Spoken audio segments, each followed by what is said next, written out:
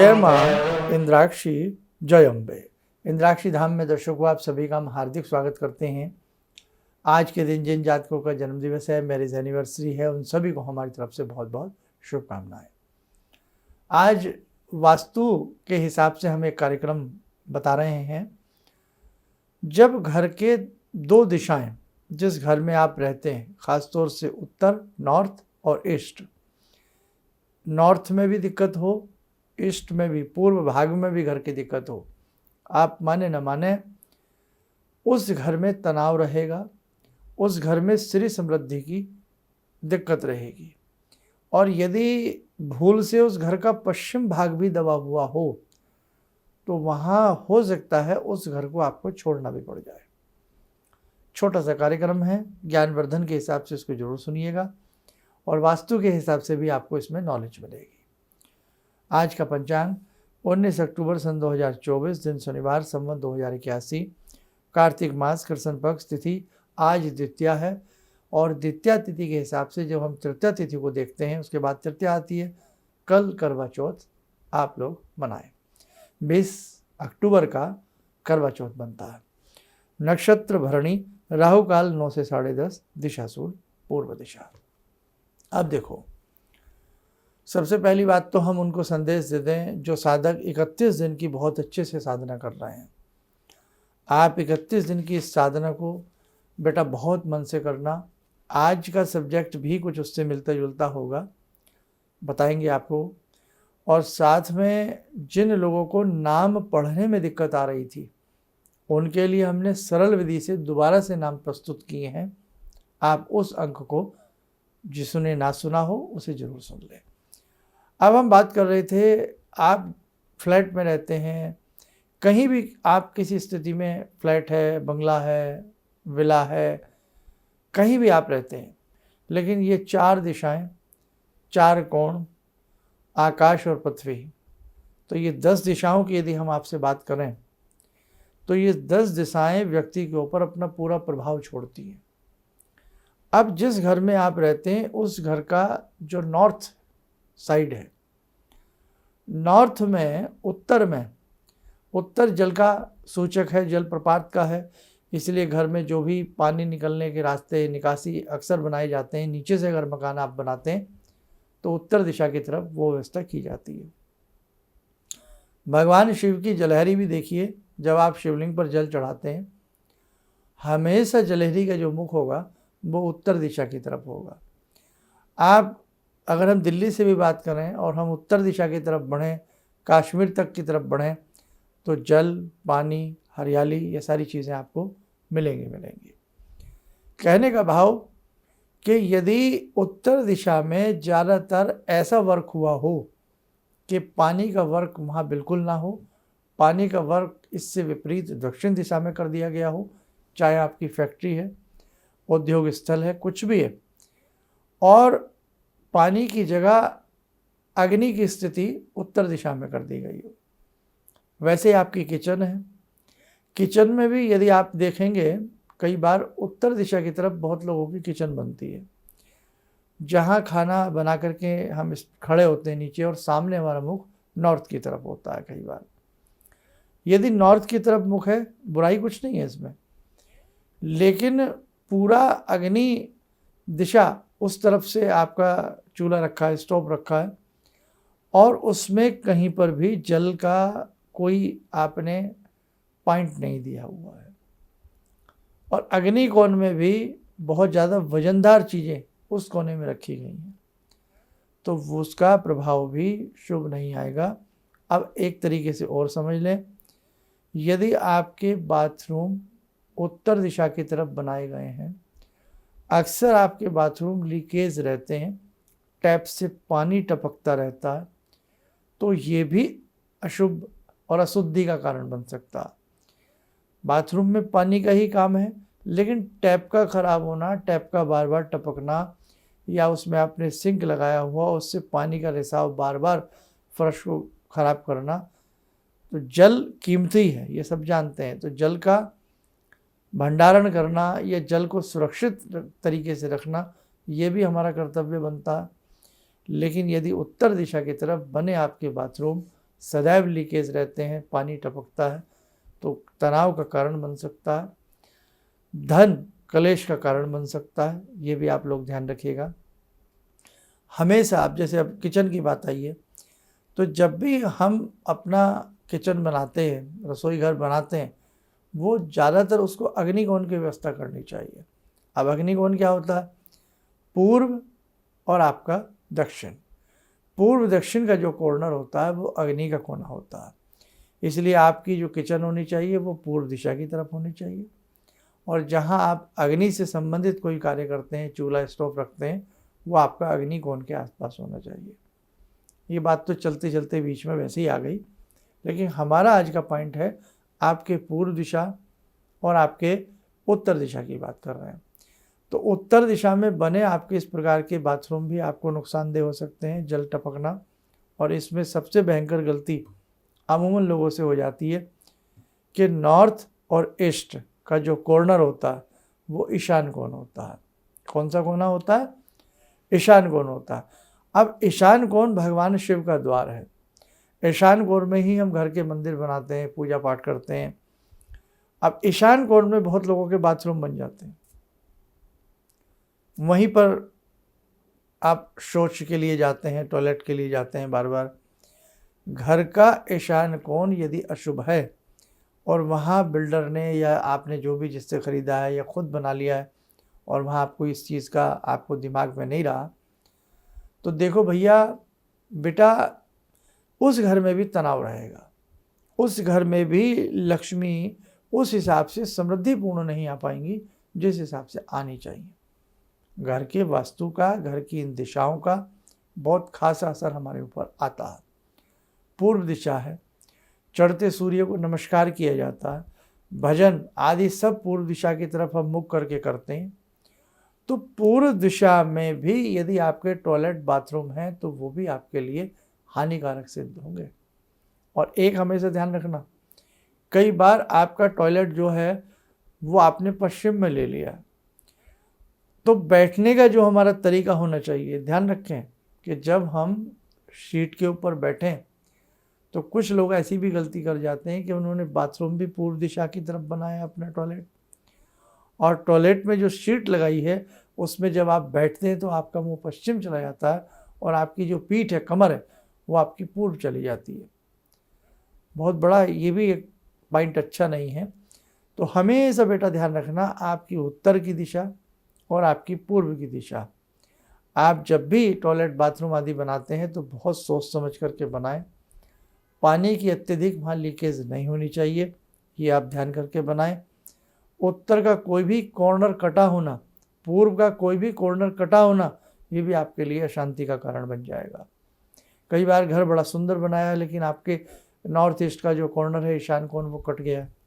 और कई बार गलती से आपने पूर्व दिशा का जो अग्नि कोण है वहाँ अपने घर का दरवाज़ा बना दिया है, गेट बना दिया है, मुख्य गेट बना दिया है। तो अग्नि कोण में बना दरवाज़ा भी तनाव की स्थिति को सदैव पैदा करेगा। कहीं ना कहीं उसमें आपको बेचैनी रहेगी, अच्छे से नींद नहीं आएगी, तनाव बना रहेगा, तो धन समृद्धि का भी नुकसान उससे होगा आपको। तो ये वैसे तो खैर हम जब घर बनाते हैं तो पूरा वास्तु के हिसाब से हमें समझ करके, सुलझ करके बनाना चाहिए। और हम यदि कोई चीज़ बनी बनाई भी खरीद रहे हैं तो भी हमें मुख्य तौर पर अग्नि कोण और आपके ईशान कोण का हमें भरपूर ध्यान रखना चाहिए। ईशान कोण में बहुत लोगों के घर में स्टेयर चली जाती है, जीना बना देते हैं, सीढ़ियाँ बना देते हैं, उसके नीचे भी टॉयलेट बना देते हैं, बड़ा हानिकारक है। आपकी धन समृद्धि नहीं हो पाएगी, जो तरक्की होनी चाहिए उसमें आपको सदैव रुकावटें महसूस होती रहेंगी। आप उसमें कूड़ा करकट कर बहुत लोग ढेर लगा देते हैं, डस्टबिन आदि रख देते हैं, वो भी शुभ नहीं है। इसलिए ध्यान रखना बेटे, उत्तर की दिशा में बहुत दिमाग से अपना सब कुछ बनाना, और पूर्व की दिशा में भी जब भी कुछ बनाएं सारा सोच समझ करके बनाएं। हमेशा आप जब भी घर का मंदिर बनाएं तो उसे पूर्व दिशा की तरफ बने। अगर प्रॉपर वो नॉर्थ ईस्ट भी नहीं बन पा रहा है तो आप व्यवस्था ऐसी करें कि पूर्व दिशा की तरफ हो।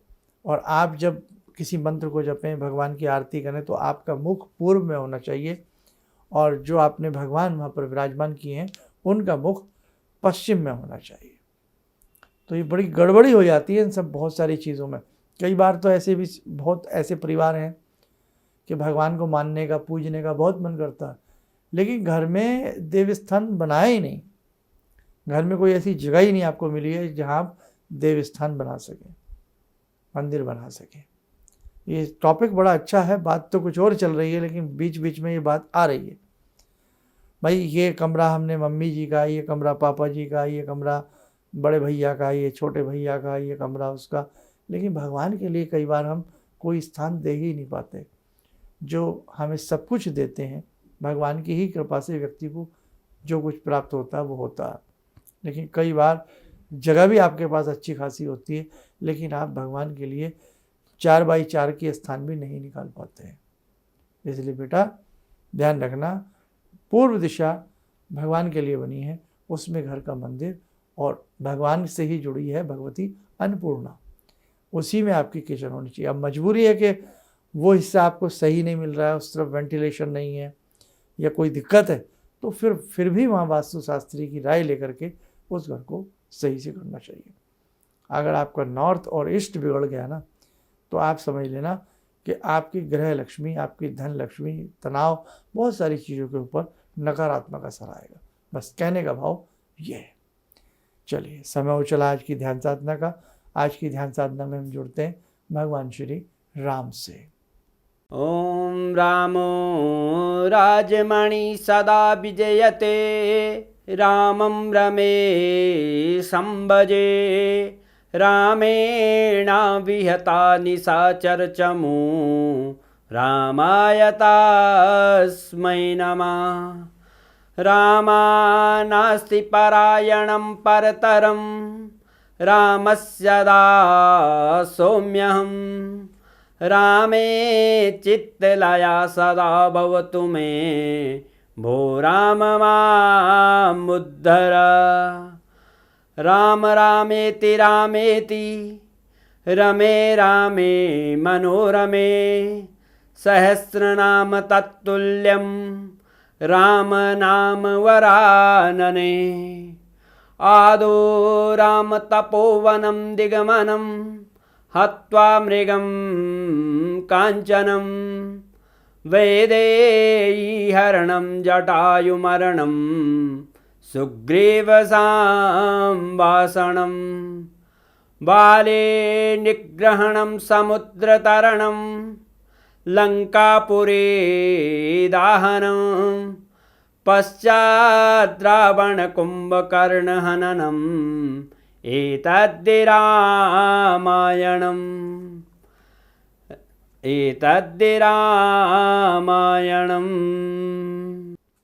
कवच बना लें।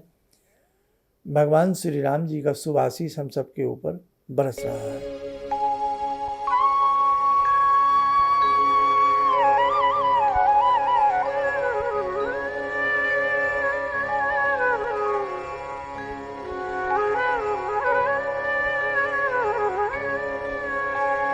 ओम बोलते हुए नेत्र खोलें, सामान्य हो जाए। देखो साधकों, बहुत सारी ऐसी चीज़ें हैं जो हमें समय समय पर समझनी होंगी। सब्जेक्ट छोटे छोटे हैं, लेकिन उनमें बहुत गंभीर चिंतन है। इसलिए वास्तु को कभी भी ना नकारें। वास्तु का ध्यान ज़रूर हमेशा अपने घर के अंदर रखें। उसी के लिए हमने अन्नपूर्णा का एक दीप आपको बहुत पहले बताया था। उस दीप की व्यवस्था भी अपने घर में ज़रूर कीजिएगा। स्वयं दीप जलाइए, 7 तरह का अनाज रखिए, और उस अनाज को यदा कदा महीने में, 6 महीने में, या 2 महीने में, या 15 दिन बाद, और अच्छी बात है उसे चेंज करते रहिएगा। ये घर की रसोई में अन्नपूर्णा के लिए दीप लगता है, और हमारे जितने भी साधक हैं पुराने, वो सभी इस दीप के बारे में करीब करीब जानते ही होंगे। ठीक है। और बाकी बेटा अच्छे से 31 दिन की साधना करो। आपकी जो ये दैवीय साधना, अब जो मैं आपको बता रहा था कि साधनाओं का क्या असर आता है। अब जैसे किसी के घर का नॉर्थ ईस्ट या नॉर्थ या उसका पूरा का पूरा पूर्व का क्षेत्र कट गया है या ख़राब है, तो जब घर में इस प्रकार की दैवीय साधनाएं होती हैं, बड़ी साधनाएं होती हैं, बड़े अनुष्ठान होते हैं, और आप बड़े जतन के साथ भगवती की सेवा करते हैं, उनके अनुष्ठान करते हैं, मंत्र जपते हैं, वहाँ से भी आपके घर का वास्तु दोष शुभ होता है। क्योंकि देखो भैया, अगर तुलना करें कि भगवान बड़ा या वास्तु, तो बड़े तो फिर भगवान ही है ना। तो इसीलिए ध्यान रखना। और भगवान का यदि आशीर्वाद हो जाता है तो जंगल में मंगल हो जाता है, जानते हैं ना। तो इसीलिए आपके द्वारा की गई समय समय पर दैवीय जो साधनाएं होती हैं, बहुत अच्छी अच्छी जो आप साधनाएं करते हैं, आज दीपावली पूजन करते हैं, लक्ष्मी पूजन करते हैं आप, और भी बहुत सारे तीज पर्वों पर विभिन्न देवी देवताओं की पूजा करते हैं, या यदा कदा हम लोग कोई अनुष्ठान बता देते हैं, जैसे 31 दिन का चल रहा है आपका। इस प्रकार की जो भी चीज़ें चलती हैं, रामायण जी का पाठ हो, शिव पुराण हो, तो इनसे घर के वास्तु के ऊपर बहुत अच्छा असर आता है। इसलिए हमें इस प्रकार की धार्मिक गतिविधि से और इस प्रकार के अनुष्ठानात्मक जो प्रयोग होते हैं उनसे जुड़े रहना चाहिए। और बाकी करवा चौथ कल है, और करवा चौथ के लिए हमने विशेषांक बना दिया था, तो जिन्होंने वो करवा चौथ का विशेषांक ना देखा हो वो आप हमारा देख सकते हैं। चलिए, आप सब लोग स्वस्थ रहें, सुखी रहें। इन्हीं शुभकामनाओं के साथ हम अपनी वाणी को विराम देते हैं। जय जय अम्बे। जिंदगी के इस प्रवाह में तमाम लोग डिप्रेशन के इस हालात से गुजर रहे हैं। सफलता असफलता अपनी जगह की बात है, लेकिन पता नहीं कितने सारे लोगों को इन्होंने डिप्रेशन से उबारा है, नया मोटिवेशन दिया है काम का। इनका जो एक अनुभव था कि एक मेरी बातें इनसे लगातार कभी कभार हो जाया करती हैं। एक दिन मेरी बात हो रही थी, अचानक इन्होंने प्रश्न किया कि क्या आपके यहाँ कौवे आ रहे हैं। मैं बहुत तेज चौंका। करीब 4-5 दिनों से कौओं का झुंड मेरे घर पे मंडरा था। तो मैं यही सोचने परेशान था, ये शुभ है अशुभ है, क्या चीज़ है। तो मैंने प्रश्न किया कि क्या मैंने आपको बताया कि मेरे घर में कौवे आ रहे हैं। कहने नहीं, मुझको दिखाई पड़ रहा है। तो कुछ तो अलौकिक है इनमें। दूसरा क्या, जो इनका उद्देश्य है, जब महाकुंभ में आए थे, मेरी इनसे वार्ता हुई, तो मैंने इनका उद्देश्य जानना चाहा कि किस उद्देश्य के लिए आप काम कर रहे हैं। तो जो उद्देश्य उन्होंने मुझको बताया, मैं मन से इनके उद्देश्य के साथ जुड़ गया। इनके साथ तो जुड़ा था ही, अब इनके उद्देश्य के साथ भी हूँ मैं। किसी भी समस्या के समाधान के लिए मिले प्रसिद्ध हस्तरेखा एवं वास्तु विशेषज्ञ प्रोफेसर धर्मेंद्र शर्मा जी से। नोट: शिविर में भाग लेने हेतु एवं व्यक्तिगत रूप से मिलने के लिए कॉल करने का समय सुबह 10 बजे से शाम 6 बजे तक। हमारे विभिन्न ज्ञानवर्धक कार्यक्रम देखने के लिए आप हमें अभी सब्सक्राइब करें, बेल आइकन को प्रेस करें ताकि आप देख सकें हमारा कार्यक्रम सबसे पहले। और अधिक जानकारी के लिए फेसबुक पेज को लाइक करना न भूलें।